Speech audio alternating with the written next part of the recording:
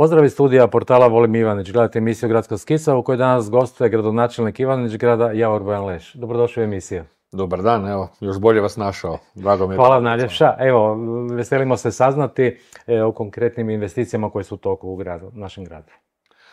Pa evo da, ima nekoliko tih, rekao bih, stvari koje nisu još dovršene, a za koje smo ostvarili sufinanciranja kroz razne projekte i natječaje na koje smo se javili.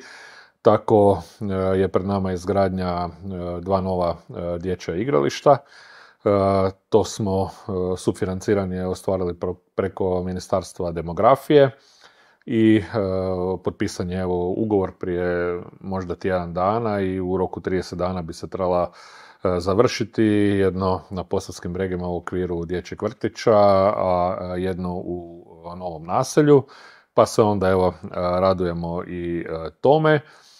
Također je evo pred nama i u završnoj smo fazi zapravo obrade nakon javnog natječaja dokumentacije vezano za izgradnju staze za trčanje, odnosno znači na sportskom parku Zelenjak oko nogometnog igrališta, izgradnja atletske staze znači sa 4 trake za trčanje.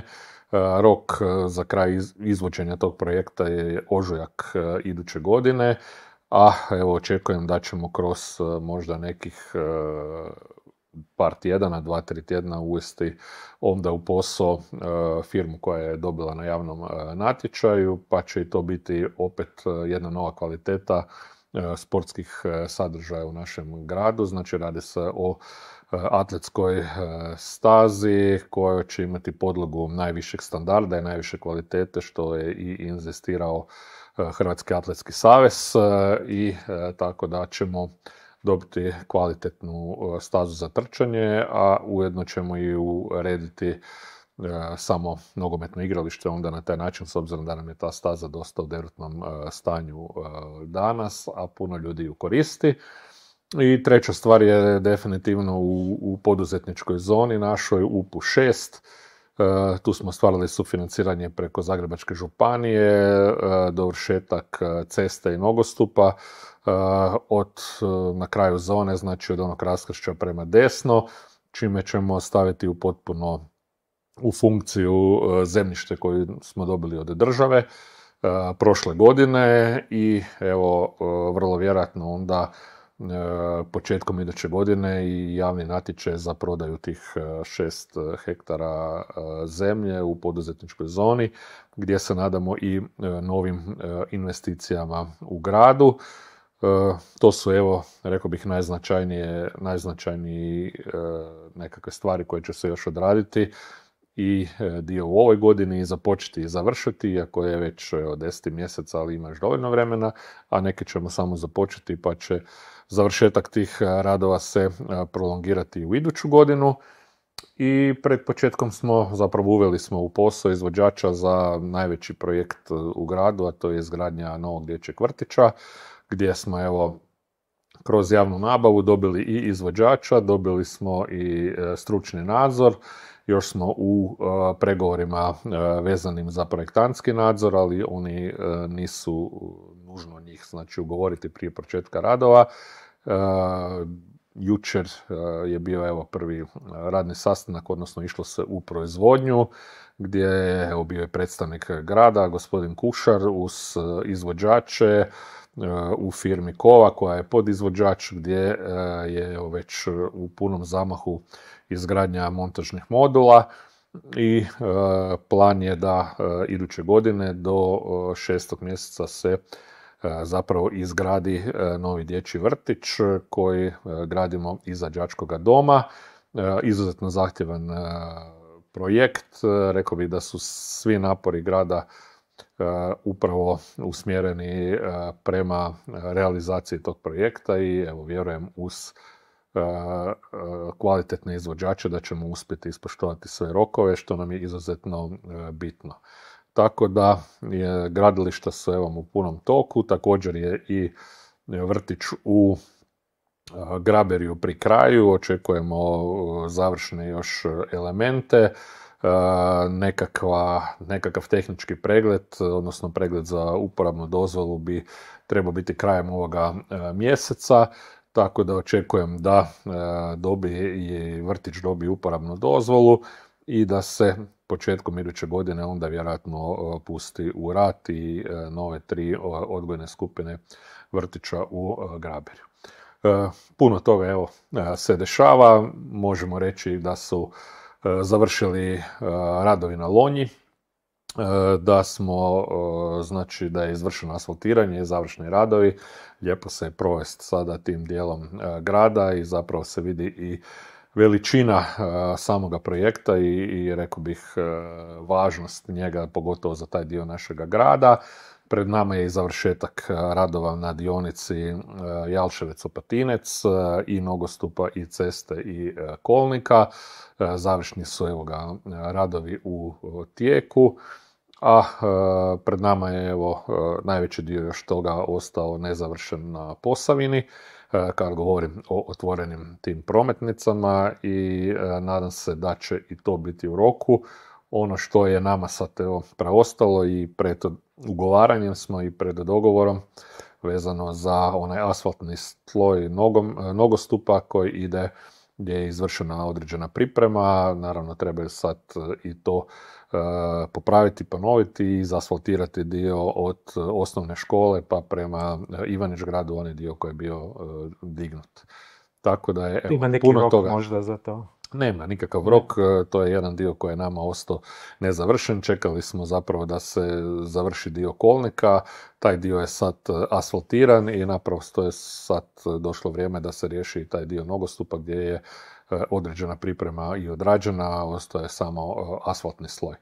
Tako da, evo, i dalje se radi, rekao bih, na mnogo mjesta, projekti idu svojim tijekom dalje i drago mi je evo da na neki način smo u mogućnosti i pozavršavati neka od tih gradilišta koja su već duže vrijeme bila otvorena i utjecala su značajno na kvalitetu života u tim dijelovima. A i ovaj dio je isto krenuo što se tiče vodovoda i odvodnje, odnosno izgradnje kanalizacijske mreže oko Danovca, Cagenca. Tu smo pri kraju sa asfaltiranjima i u većem dijelu su i ona izvršena.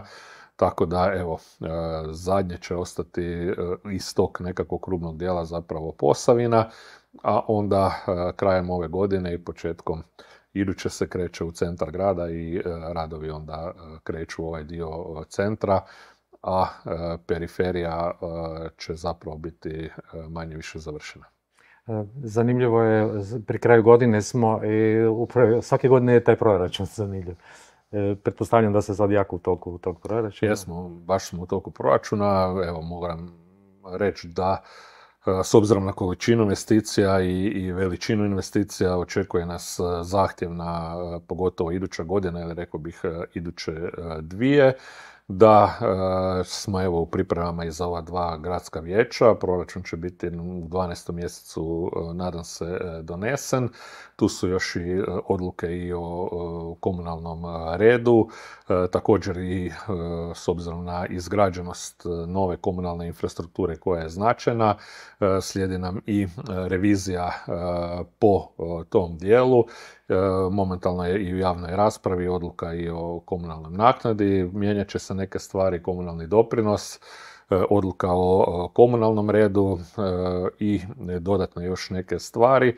S obzirom da je zapravo velika većina tih nekakvih troškova upravo u prvih 6 mjeseci iduće godine, zahtjevan je period ispred nas i na sljedeća 2 gradska vijeća ćemo sigurno donositi i određene odluke koje će utjecati na stabilnost proračuna i rekao bih i uvođenje reda u neke dijelove nekih gradskih odluka koje su do sad bile neuređene, tako da je evo pred nama, rekao bih, i zahtjevan dio ujednačavanja svih građana s područja cijelog grada Ivanić grada i u prihodovnoj i u rashodovnoj strani proračuna. Evo, zanimljivo je isto što će biti sa POS-ovim stanovima. Goren Šarampovu, to je od 21. već krenula kao priča. Da, mi smo u toj priči došli do razine da je raspisan natječaj za POS-ove stanove, koji je nažalost pokazao da ne možemo biti zadovoljni sa onima što smo dobili. Sam natječaj nije raspisivao grad nego ministarstvo. U tom kontekstu ići ćemo na poništenje tog natječaja i na ponovljeni postupak. Cijene koje su dobivene su definitivno puno previsoke za ono što treba odraditi. Ja bih rekao, s obzirom da grad daje besplatno zemljište, da grad daje besplatno sve komunalije, sve priključke, znači nikakvih davanja nema, sve to grad preuzima na sebe. Cijena koja prelazi nekakvih 2000 eura u fazi izgradnje po kvadratu je po svim našim procenama daleko iznad nečega što bi trebalo biti normalno. I naš stav će biti prema ministarstvu da se poništi taj natječaj i da se ide u ponovni raspis i da vidimo gdje smo sa tim projektom, odnosno radi čega je tako visoka cijena izgradnje. Tako da ćemo vjerojatno neko vrijeme još pričekati sa početkom izgradnje POS-ovih stanova. Mi i dalje stojimo na tome da se oni grade, znači imamo izgradnju 18 stanova za 18 mladih obitelji, ali ćemo vidjeti zbog čega se zapravo dobila tako visoka cijena. Mogu reći da se niti jedna građevinska firma iz područja grada Ivanić-Grada nije javila na taj javni natječaj, što nas je malo i iznenadilo, jer teško da može neko ponuditi povoljniju cijenu nego naši domaći ovdje građevinci. Malo smo i oko toga iznenađeni, tako da ćemo učiniti sve da na neki način ponovo pripremi ministarstvo taj natječaj, da ga raspiše, a mi ćemo s naše strane probati informirati dodatno, ako nisu bili poduzetnike s područja grada Ivanića, da se uključuje taj natječaj i vjerujemo da možemo dobiti puno povoljniju cijenu. Mi momentalno, kad govorimo o kojim se ciframa radi, onda znači nekakvu onu cifru koju smo mi zamislili je ovo prebacilo za gotovo 750.000 eura. Skuplje od onoga što je po našoj procjeni trebalo biti, tako da je to sad pred nama da probamo u ponovljenom pokušaju dobiti ipak nekog normalnijeg izvođača. Stav grada je definitivno da se ne odustaje od toga, ali da će se natječaj ponoviti i da ćemo probati dobiti ipak kvalitetniju cijenu u fazi izvođenja. Smatramo da je ovo previsoka cijena koja je sad dobivena na ovom natječaju. Jedna od veselih tema, evo za kraj, stipendije za studente, za učenike. To je nešto što zapravo itekako je bitno zadržati ljude u našem području. Stipendije idu, natječaj je, mislim, i objavljen, nešto smo povećali te iznose u odnosu na prije. Broj samih stipendija nećemo povećavati, ostajemo na istom. Što se tiče, nekih drugih stvari koje su aktualne, o kojima se još razmišlja, nisu definirane, ali na neki način od njima se u gradu priča, to je svakako i cijena koštanja dječjeg vrtića, gdje smo imali neku javnu raspravu i razmišljali smo i o tome. Vrlo često se u cijeni koštanja tog vrtića govori da li je, puno za jedno dijete, prvo dijete 100 eura ili 130, pa mi imamo cijene gdje prvo dijete plaća 100, drugo 50 eura, za roditelje treće dijete je besplatno. Tu smo u javnoj raspravi dali naš prijedlog da se za prvo dijete poveća cijena na 130 eura, drugo da ostane na 50 kao što je bilo, treće besplatno. O tome ćemo još raspravljati. Imamo i pokušat ćemo napraviti rješenje da možda ne dođe ipak još uvijek do tog povećanja cijene, da napravimo neke uštede na nekim drugim dijelovima, a ono što vrlo često ljudi naravno ne gledaju u proračun, niti im je to posao, ali treba reći da zapravo cijena koštanja vrtića, znači vrtić je najveći proračunski korisnik. U vrtiću grada Ivanić-Grada je zaposleno 100 zaposlenika, znači to je 100 plaća svaki mjesec koji idu na teret grada, gradskog proračuna. da je cijena objektivna na godišnjoj razini, znači koštanja funkcioniranja dječjeg vrtića u Ivanić Gradu 3 milijuna eura, da od toga iz tih davanja roditelja, znači koji roditelji uplaćuju za smještaj svoje djece, da se skupi oko 450.000 eura, a da nešto više od 2,5 milijuna eura za funkcioniranje vrtića ide iz proračuna grada Ivanić Grada. Tako da definitivno mislim da to nije puno kad pogledamo znači što roditelji izdvajaju s obzirom na kvalitetu i brigu koju zapravo dobivaju i rješenje za svoju djecu. A Ivanić Grad je sigurno jedna od rijetkih sredina u kojoj za svako dijete postoji mjesto u dječjem vrtiću, gdje su sva djeca upisana u dječje vrtiće i gdje sa novim kapacitetom koje ćemo sada, evo, već sam rekao, iduće godine će biti potpuno novi veliki objekt. Uz ovaj objekt u Graberju, mi smo dugoročno osigurali kapacitete za mlade obitelji da kogod živi u Ivanić Gradu, pa i u okolici Ivanić Grada, ima osigurano mjesto u dječjem vrtiću, što je, evo, mislim, velika stvar. A rekao bih da je puno ipak manji problem da li je taj vrtić na mjesečnoj razini 130 eura ili 110 eura, i da 10 ili 20 eura mjesečno, da li ćete dati više za vaše dijete i sve ono što ono dobiva u vrtiću, od brige, od mogućnosti, znači, obrazovanja i pa onda i do prehrane i svega ostaloga na kvalitetnoj razini, da to vrijedi, da sad to ne stavljamo u kontekstu da li je to 3 kave ili 4 kave, ili je to 2 pive ili 3 pive mjesečno.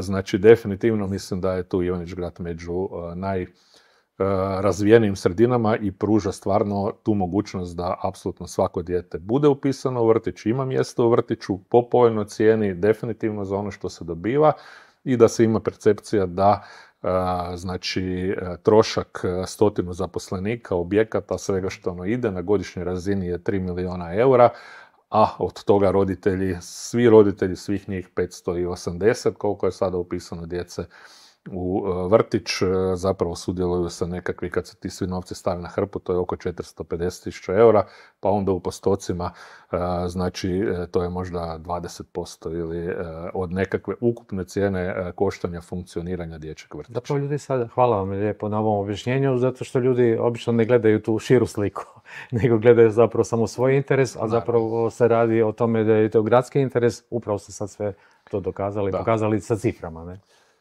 Ja moram reći da definitivno ako gledamo ukupnu politiku lokalne samouprave, a imali smo priliku, evo, gledamo vijesti, Dnevnik, televiziju, pa smo onda ko je to primijetio i ko je čuo, govori se zapravo o značajnom deficitu lokalnih proračuna i zapravo velikog problema na državnoj razini lokalne samouprave. On je definitivno prisutan i mi to vidimo i u našem gradu, a i u razgovoru sa ostalim gradonačelnicima, načelnicima, svi smo u financijskim problemima. Donose se te neke mjere definitivno koje utječu na punjenje proračuna gradova. Znači mi imamo u ovoj godini prvi put je država oslobodila, evo, sve one mlađe od 25 godina starosti, 100% su dobivali povrat poreza. Taj povrat poreza je zapravo prihod isključivo lokalne samouprave, pa oni svi do 30 godina starosti su dobili 50% povrata, što prije nije bilo. Znači, to je isto novac lokalne samouprave, odnosno gradova i općina, to nije novac države. I mi smo konstantno pod presingom kao lokalna samouprava da nam se sa državne razine oduzima određeni dio kolača. Uz to naravno postoje i neke mjere kompenzacijske gdje smo možda nešto i dobili, ali i svaka lokalna sredina ima i neke svoje specifičnosti, ja bih rekao.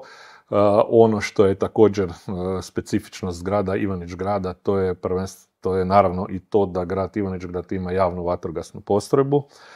Javna vatrogasna postrojba daje veliku sigurnost našim građanima, to smo već percipirali nekoliko puta, ali treba reći, na primjer, da Dugo Selo nema javnu vatrogasnu postrojbu, nema ni Vrbovec, nema ni Zelina, niti jedan grad u istočnom dijelu Zagrebačke županije nema vatrogasnu postrojbu, a vatrogasna postrojba grad Ivanić Grad iz gradskog proračuna košta 1 milijun eura. Znači, ovi gradovi oko Ivanića nemaju trošak od 1 milijun eura koje mi dajemo za javnu vatrogasnu postrojbu. Oni imaju to što daju možda za sport, možda za kulturu, za nešto drugo. Nemaju tu možda razinu koju imamo mi kroz naše vatrogastvo, tradiciju, i tak dalje. Ali to su neke specifičnosti koje se često ne uzimaju u obzir, ali evo, treba ih uzeti u obzir. Kažem, evo, pred nama je izazovne su godine, puno toga smo investirali, puno smo napravili, puno kilometara kanalizacijske mreže, vodovodne mreže, puno kilometara novih nogostupa, kilometara novih prometnica i asfalta, puno se toga gradilo kroz aglomeraciju i kroz sve te projekte i gradit će se evo i dalje.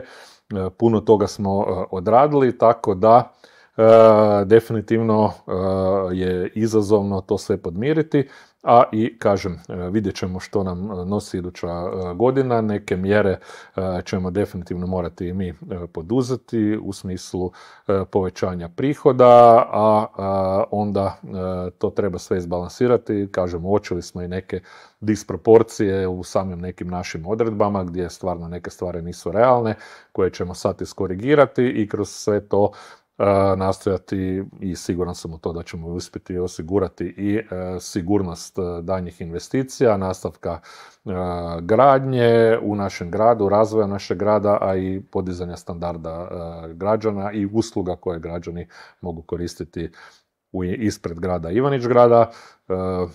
Neke smo to promjene uveli, evo i nakon izbora, imamo i promjene u komunalnom centru, novo rukovodstvo, neke nove politike.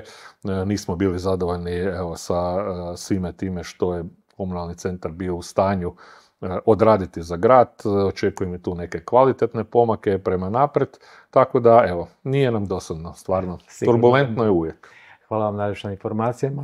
Svi oni koji su dobrodušni, dobročudni, shvatit će mnoge iz ovog našeg razgovora zapravo koje su prednosti života u Ivanić Gradu, a naravno da ne može sve biti idealno, jer prvo ni mi nismo sami idealni. Hvala vam najljepša na razgovor. Hvala vama. Hvala na pozornosti. Pratite nas na društvenim mrežama, na portalu Volim Ivanić, Facebooku i YouTubeu i do neke nove zgode. Lijepi pozdrav.